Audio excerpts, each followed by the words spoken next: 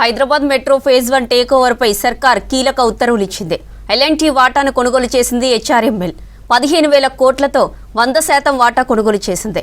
Metro board chairman గా CS, ఎండీగా సర్ఫరాజ్ను నియమించింది సర్కార్.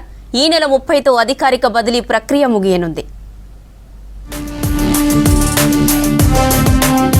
హైదరాబాద్ మెట్రో రైలు పూర్తి స్థాయిలో ప్రభుత్వ పరం కానుంది. మెట్రో రైల్ ఫేజ్ 1లో ఇప్పటి వరకు ఎల్ఎన్టీకి ఉన్న 100% ఈక్విటీ వాటాను రాష్ట్ర ప్రభుత్వం కొనుగోలు చేసింది. సుమారు 15,000 కోట్ల రూపాయల వ్యయంతో, అంటే అప్పులతో కలిపి ఈ టేక్ ఓవర్ ప్రక్రియను పూర్తి చేస్తూ municipal administration and urban development department GO number 128ను జారీ చేసింది. ఈ నెల 30తో ఎల్ఎన్టీ నుంచి ప్రభుత్వానికి అధికారికంగా యాజమాన్య హక్కులు బదిలీ కానున్నాయి. మెట్రో నిర్వహణ కోసం ప్రభుత్వం కొత్త బోర్డ్ ఆఫ్ డైరెక్టర్లను నామినేట్ చేసింది. ఈ బోర్డుకు చైర్మన్ గా ప్రభుత్వ ప్రధాన కార్యదర్శి కె రామకృష్ణరావు వ్యవహరించనున్నారు. మేనేజింగ్ డైరెక్టర్ గా ప్రస్తుతం ఎండీగా ఉన్న సర్ఫరాజ్ అహ్మద్ ను నియమించారు.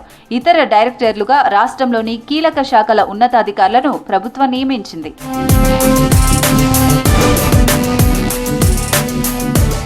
టేక్ఓవర్ ప్రక్రియలో భాగంగా నామినీ డైరెక్టర్లకు ఒక్కో షేర్ చొప్పున కేటాయించారు. మిగిలిన షేర్లు ప్రభుత్వం, హైదరాబాద్ మెట్రో రైల్ లిమిటెడ్ పేరుతో ఉంటాయి. మెట్రో రైలును ప్రభుత్వమే నేరుగా నిర్వహించాలనే ఉద్దేశంతో ఈ భారీ డీల్ను ప్రభుత్వం క్లోజ్ చేసింది. దీంతో మెట్రో ప్రయాణికులకు మరింత మెరుగైన సేవలు అందుబాటులోకి వస్తాయని ప్రభుత్వం భావిస్తోంది.